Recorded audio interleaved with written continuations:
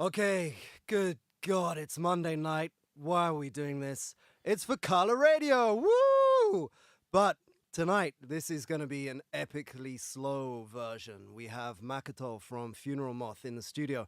First of all, we're going to warm up your brains with Gotsu and their song Kamisori. Listen to that voice, it's like a chainsaw with testicles.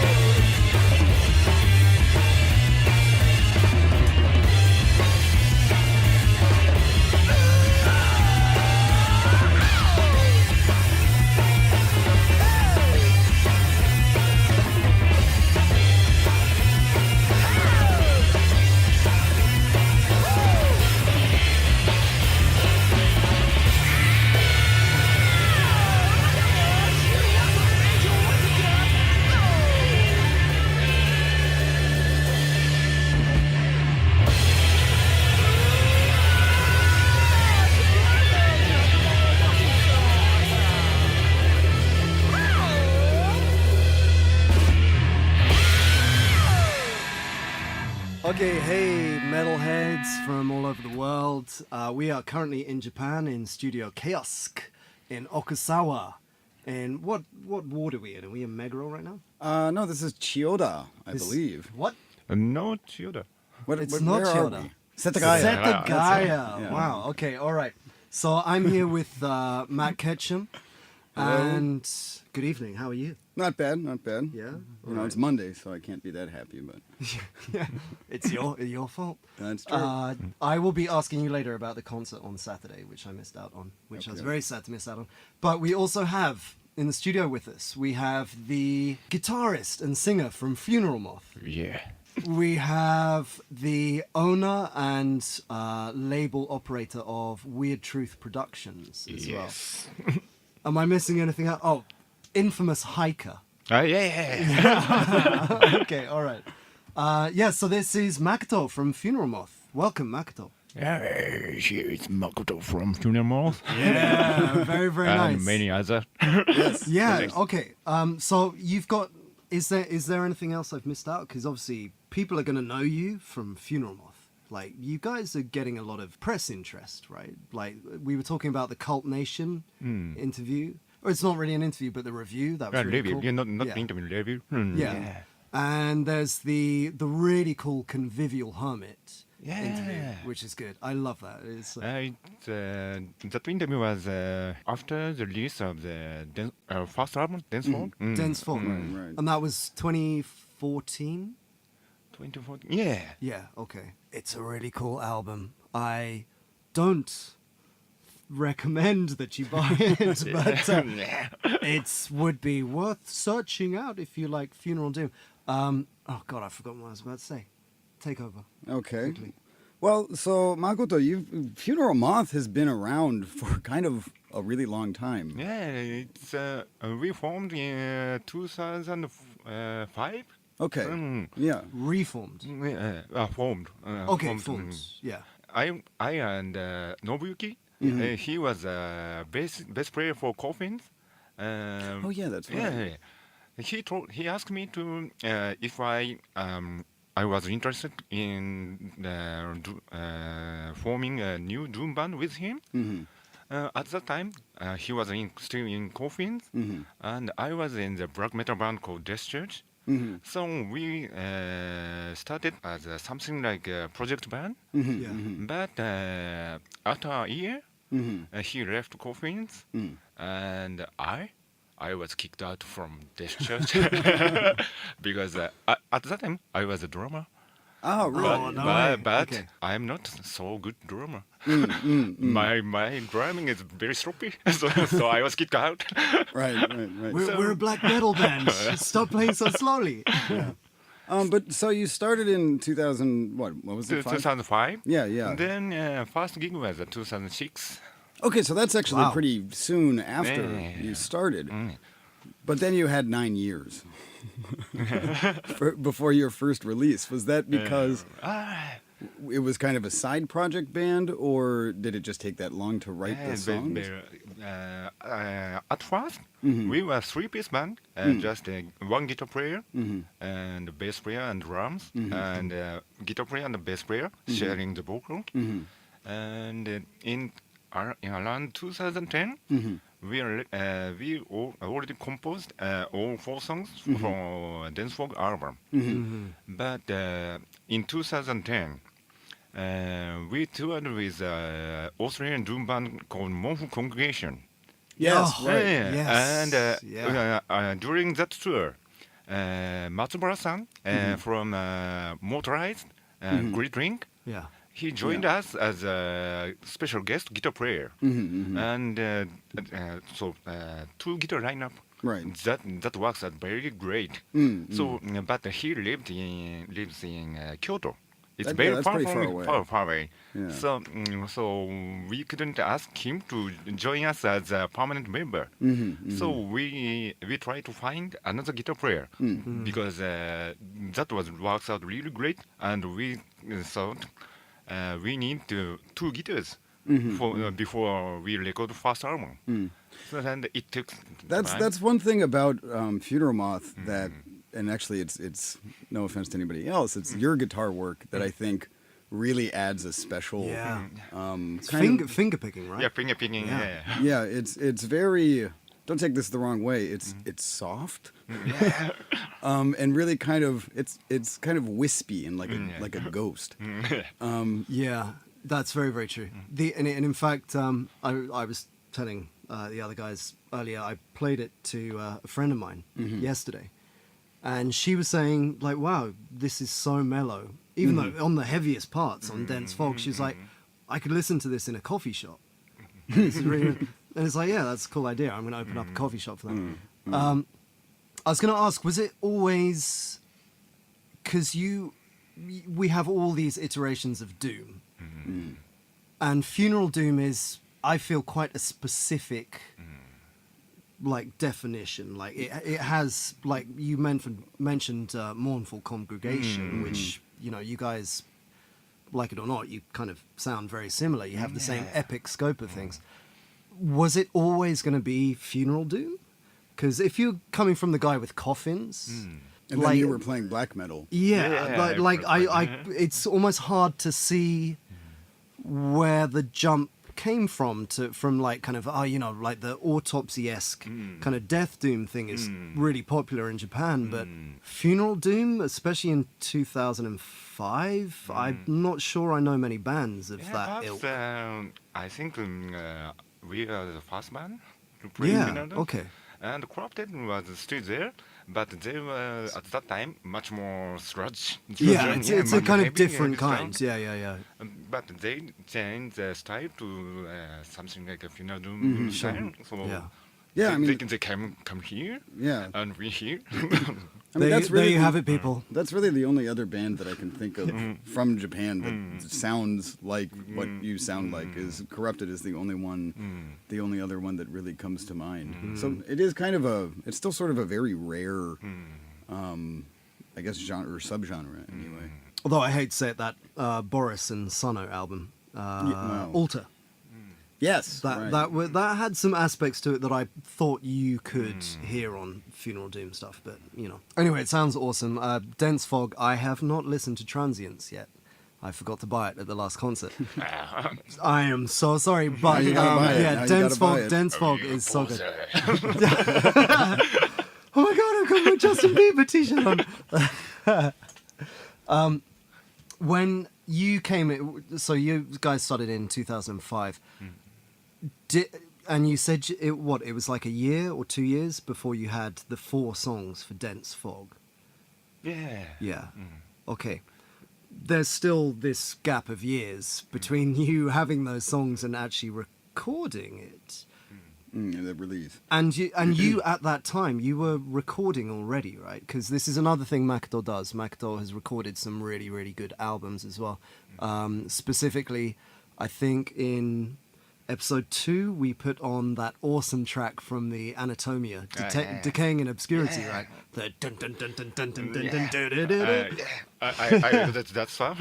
Yeah. And you've recorded Goalhammer as well? Is that right? Goalhammer has the first 2 albums. So how long have you been doing that for? Like, how long have you been doing the recording aspect of things? When I was young, I did a one-man band. Yeah. Oh, really? Okay. And when I was young, there's no good recording equipment. So we must go to proper recording studio to have a good sound. But for one-man band, the studio fee was really high. Yeah, I can imagine. And then perhaps around 2000, there's a many digital equipment became cheaper.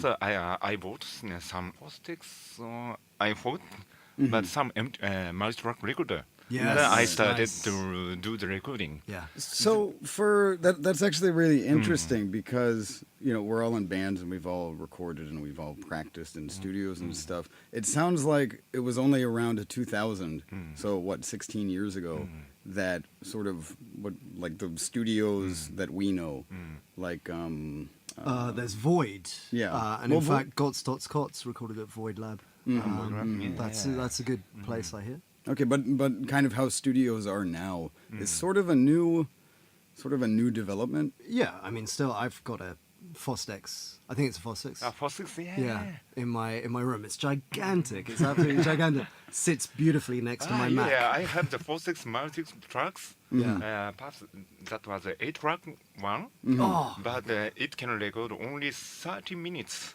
Only Yeah. 30 minutes. Wow. So not for funeral Moth. yeah, definitely not at all. That's like what, one song? No, half song. yeah. How is a, as you will learn, people, we obviously there's a certain point where a song is almost probably too long to be played. So Transients, which is Funeral Moth's 2016 album, is made up of 2 tracks. And how long is the total running time, Makoto? Transient? Yeah. 22 minutes. That's okay. That's nothing. That's like a hop, skip, and a jump for Funeral Doom. Yeah. All right, that's cool. You also, so Funeral Moth, like I said, today, just coming here, I was reading the Cult Nation review, and they were so complimentary about it. And it is great. Like as Matt said, you guys have hit upon a particular style. Like Funeral Doom is still a very open field, and like Funeral Moth have their sound in there. But also, you've obviously got the Weird Truth Productions, right? So Yeah. Which is a great name, by the way. Yeah, it's Yeah. really, I really love cool. that name. Yeah. By the I talk about the name. Yeah. I'm a very big fan of H.P. Lovecraft. Ah, okay. And he contributed he wrote for the Weird Tales magazine. Yeah, Yes. right. Weird Yeah, Tales. yeah. And my name Makoto means the truth. No way. Japanese. Yeah, So yeah. Okay. combined Weird both. Tales and Truth. Okay. That's interesting because we had the guys from Zothicon a couple of weeks ago, and they were huge. The other guy. Yeah, the other dude. Clark Ashton Smith. That's Yes, right. That's right. right. And I was there. I was kind of talking about, they were talking about Clark Ashton Smith, and I'm like, I don't know him. I'm an H.P. Lovecraft man myself. Well, so that's nice to meet That's you. funny too, because there's also Lurking Fear, Like, which is also H.P. Lovecraft. So I guess that's kind of a thing. But I at first I asked them if they like Lovecraft, but they didn't know. Oh, really? But we talked about you must read Lovecraft stuff. Yeah. Yeah. So now they know. Okay. Like, good. how did they not know? It's Plus, like- they took that name from Liparjon songs. Liparjon. Oh, okay. All right, posers. Well, they're younger, so you can you can forgive them. yeah. You can forgive them. Literary posers. It's like a new thing in the metal scene. Just tell me quickly, because I'm a big Lovecraft fan. Which are your favorite stories? Outsider. Really? Yeah. Okay. All right. It's don't know that very imaginative. Really? Yeah, that's Yeah. yeah. It's very true. And the monster Yeah. Yeah. touched the mirror, Yeah. and he knew he find Yeah. what he was. Yeah. I don't know that one. That was really And he, what is it? He starts like crawling out of the thing. climbing And like tower. and he goes into the party and everyone Yeah. runs. Oh yeah, it's so good. It's so good. Yeah, I do love Yep, that. I'll read that. I feel like I'm missing out. And You kind of are. They're good. They're good. and I also like his stuff, the road dancing influenced stuffs, Yeah. like Sacrifice. Yes. Yeah, so I named my home studio name Studio Sacrifice. Yeah. That one I caught. It was Weird Truth that I was kind of like. Okay, so now we know about Weird Truth. The name, the truth behind the name. What does Weird Truth do? Next in August, I released the new album of a Hong Kong doom death band called Hyponic. Okay. Hyponic. Hyponic. Hydroponic. No, Hyponic. Okay. All right. They're past one and only doom death band in China. Yeah. Well, you've heard recently, and there's actually a few kind of like ex-journalists running around China right now, mostly into the punk scene, but I think there's at least one or so documentary out there that's saying like, wow, China is currently really up and coming, like just at the very, like it's just been born kind of thing. By the way, Finamos will play in Beijing in September. Really? Yeah. Okay. Well, that's your second time kind of in... Saturday or a Sunday? Saturday. I might come over and see you. Now, That's close on September 17th. Yeah, man, I might just like come out for that. Yeah. I'll just scratch it into my arm there. Well, because you also played in what, Taiwan last year? Yeah, Taiwan last year. Now, what kind of reception did you get there? Because I think I was talking to Paul from Funeral Suture, Yeah. and he was saying like, yeah, in Taiwan they cannot get enough of like just bands coming over and doing their thing. Like, did you get a good reception? Yeah. Yeah. Where Did you get any groupies? No. next time? Because we are not good-looking guys. So. He said it. Yeah. Did you play? Because the name, at least with Taiwan, that always comes up is Revolver Bar. Yeah, I Revolver think. Bar. Is that where you played? Yeah. Okay. We played there. Because I with know. Funeral Suture. Oh, that was Really? the same tour. Yeah. Okay. And it was the same show. Okay. All right. Because I know Anatomia's played there. Yeah, I Anatomia think also Terror played there. Squad did a gig kind of recently. Yeah, Terrasca. Begrabnis definitely had one. Yeah. And that Akihiro's band has been over there. I forget what they're called. Okay. Akihiro? Like full on just brutal death metal. Oh, is that Undead Daredevil? No. Undead did one recently. No. Under the Devil never played in Taiwan. Is that right? Oh man, I forget what they're called. Like cancel that whole bit out because I can't Yeah. remember the name. No, of no, it was good. his It was band. good. And also you're obviously a huge fan of worship. Yeah. I also organized that worship at Japan tour twice. In 2014, in the last tour. Yeah. At that time, it was in February, and there was extreme snow. Oh, that's suiting. Yeah. Surprise. So we started the tour from Sendai. Yeah. Sendai is the north part Yeah, of that'd be- Japan. yeah, that'd be pretty And there was bad. no snow. And the next show Yeah. was in Tokyo. We are crossing to Tokyo. There's a snow is getting heavier and heavier. Someone was selling Ooh. coke to angels. We are going to south, but snow is Well, getting. Because that happens like once. My experience with Tokyo is, and I've been here like 8 years now, is like one time every year, like one day, there will be a big snowstorm, and the streets will be covered in snow, Yeah. and then it just melts immediately. So maybe you just timed it right. It was really hard to drive. Yeah, I bet. But fortunately, after Tokyo, we moved to Osaka, Okay. and there was snow, so we very worried. Yeah. We can go there Yeah. because there's a lot of snow. Yeah, But yeah. fortunately, we could go there. Did you go straight? You went straight from Tokyo to Osaka? No, you Yeah. didn't stop in Nagoya. No, stop. That 3 days. Sendai, Tokyo, Ah, okay, Osaka. Okay. But next week, Butcher ABC Yeah. Yeah. played in Osaka. Mm-hmm. But their car stopped in the highway. Okay, so for anyone who hasn't clued in yet, or like I don't know if we've So, mentioned but it, but they supposed to play at the Truth Stress Fest. Yeah, Oh! right. The True my Flash. lord. And Yeah, they supposed to play on the first day, but they couldn't go there, so they played on second day instead. Well, they still got Okay, the, yeah, okay, all right. By the way, Butcher ABC are also Taka from Studio Chaos, where we're recording now, his band as well. He has some very tasty basses upstairs with some very luminous strings on them. They're actually pretty cool, dude. So nice one as well. And did Weird Truth put out is it Terraform? Is it the worship album Terraform? Ah, man, I'm trying to remember. I bought this off you at one of the concerts. It's a worship album. Oh, what's the last album? Terranian Week. That's the one, That's Terranian one. Wake. Sorry, man. And did Weird Truth put that out? Is that on your label? Yeah. Okay. But you bought a vinyl version. Oh, of but course. the vinyl version is not on my label. That one is released by themselves. Okay. And because I'm not releasing vinyl so much, Sure.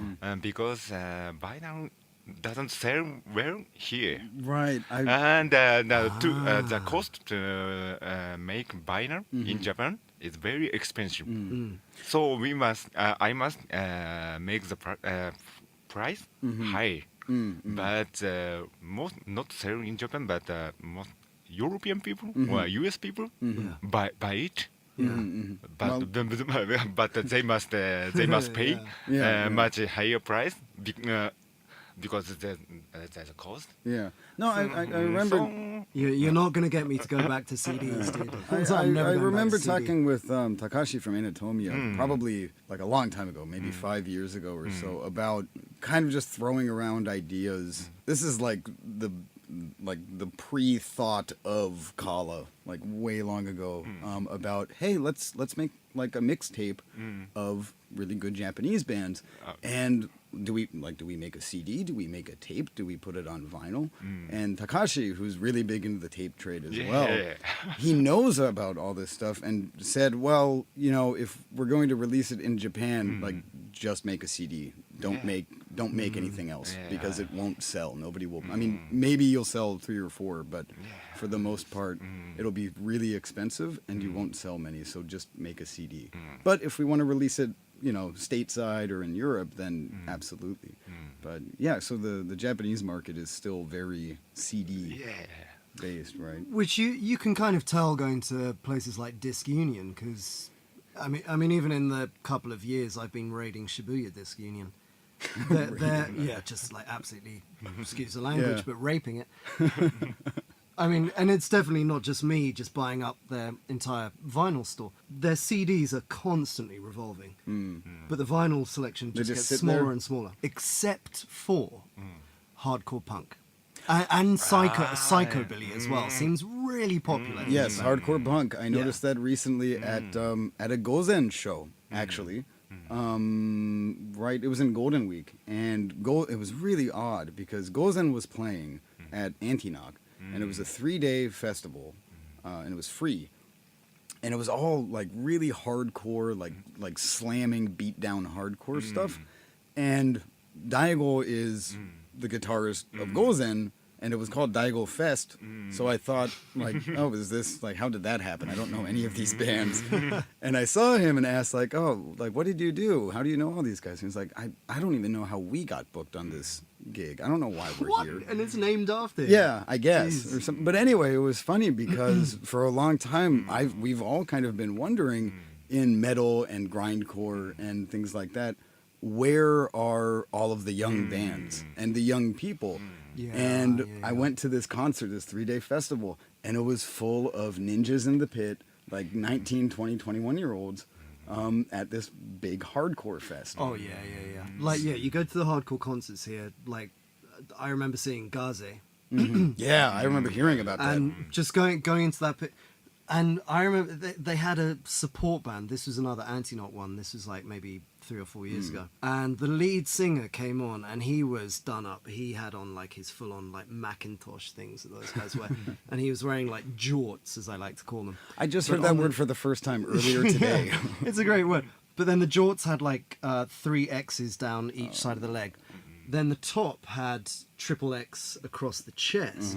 And then his cap, it was a Malcolm X cap. And I just remember thinking, like, God, I gotta talk to this guy after the show, because, like, the shorts and the shirt match, but like that cap, that doesn't. he's just got to get out of there. So you were in Death Church, right? Yeah. Okay. And so I've seen on Facebook you post some very interesting stuff, some very interesting things about music. You've worked with Gallhammer, who if someone is listening to this in the States and you've not heard of Gallhammer, I mean, I find that kind of weird. That's a band I would expect. To be Yeah, like 3 Japanese women. One of them is going out with Maniac.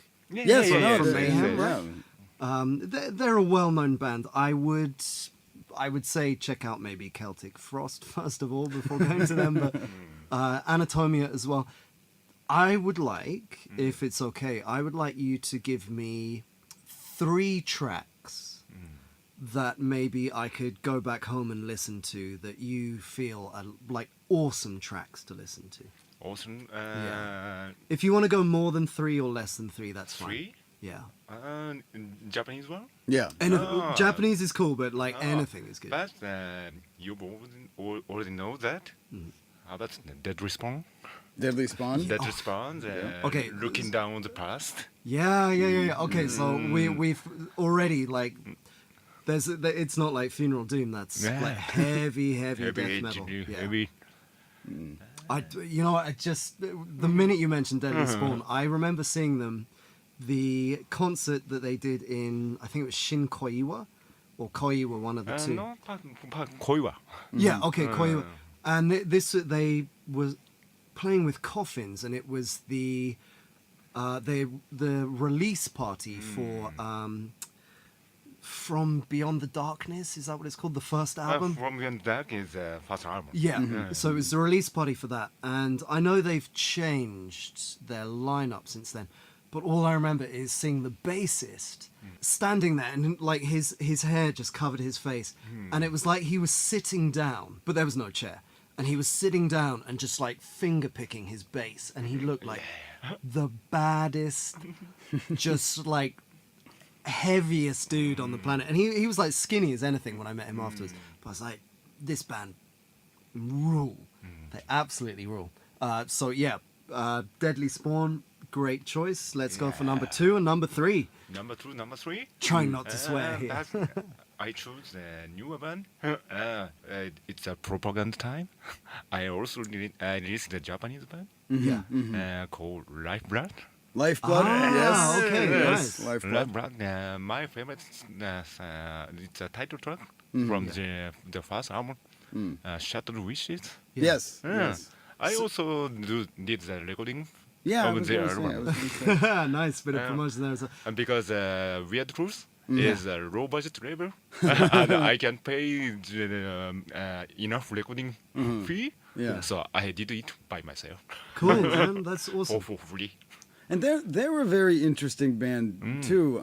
The way I kind of think of them is, I don't know, like doom rock or black rock. It's hard to describe their music. Yeah. Something like a hybrid of doom and depressed black metal. Yeah. And like rock and roll. Rock. Yeah. Anyway, they're really great band. It's one of those things. Let's not go too into the genre stuff because people will start saying like yes, black and roll and No, don't. bleth metal, some rubbish like that. Okay, and obviously you have played with them, like you've In last October. yeah. And we'll play with them in next August. Okay. You played with some interesting bands, just as like diversion. Last time I saw you in Shimokitazawa. We played with the Presence of Song. Yeah, and they had the movie screen in the back, and Yeah. like each guitarist had about 50 pedals, like ridiculous amounts of pedals. It was a really good concert. And they were really great band. To tell the truth, I didn't know them because they are post-rock band, and they played in the post-rock field. Yeah, yeah. So I didn't know them at all. But our bass player, a new bass player, is very young, and he's also into post-rock, something like that Right, stuff. right. So he introduced me, us them. Oh, really? Okay. Then yeah, that's a pretty cool, like kind of what tsunagari kind of thing. Number 3. Number 3. By the way, I forgot the song title, but the song from Begrabnis song. Yep. And from okay, the interesting. split CD with Australian band Estrangement. Okay. Estrangement. Yep. Sorry, their song title is German. So I can remember the song title. Yeah. Because Begrabnis means like funeral. Funeral. I think it's Yeah. funeral, yeah. Which is very, very appropriate. In fact, you know what? I literally, as you were talking about that, I was thinking about Begrabnis because obviously I have to record these things where I get on this microphone in the room alone and go like, "Hey, I'm an idiot. Here's Begrabnis." Although I'll try not to say that. Begrabnis are. This is for everyone listening at home. They are a really mind-blowing band. I think every time I've seen them so far, like Wretch played with them, and there was Sork. I forget who else was on the concert, but Evil, I think. Evil, was there. yeah, that was it. And like, Yeah, that was the Infernal Curse show. that was right. Yeah, it was the Infernal Curse show. yeah. So it was like all of those bands, you know, like Wretch, we're getting faster. Infernal Curse, super fast. Sork were, it was like watching hell on stage. Yeah. And Evil were fantastic. And then Begrabnis just stood up in the middle of all of it and blew like the whole Time thing stops. Wretch again played with them with the Intestine Baalism show. Yep. Which it's just the weirdest combination, but it works so well. And although I can't say who I'm playing with, I will be playing with Begrabnis again. Yes, you will. Later on in the year. Yes, you will. Make of that what you will. I don't know if I can say that, but you know. Like, Yeah, it's public knowledge now. Is it? More or less. We're working on the flyers. Okay. Yeah, But I don't know if people know that I'll be there. So. No, yeah. not yet. Yeah. Anyway, now that I'm telling everyone, that's good. Makoto, thank you very much for coming on. Thanks for invite me Yeah, for yeah. Kaala Radio. And Yeah, dude. well done, dude. Like Yeah. you were nervous beforehand, but you did very well. Beer help me to Every time. All right, that's good. Well, in that case, cheers, man. Cheers. Thanks very much for coming on. Kampai. Kampai. Chin chin. What? I tell you what. Let's Makoto. What's the number 2 track on Dense Fog? Number 2, behind the closed door. Okay. It's a very long song. We've God. got 2 hours, so if Yeah, we can wanna play long. play a long one. Like, let's do it. Yeah, you know what? Okay, so this is our radio show. We're not going to let people Yeah. tell us we can't play something long. So we're going to finish this interview with a song off the Dense Fog album. It's called Behind the Closed Door. It's a long song. We've 30 minutes. Yeah, even Makoto just said. So we'll see how far we get through that, okay?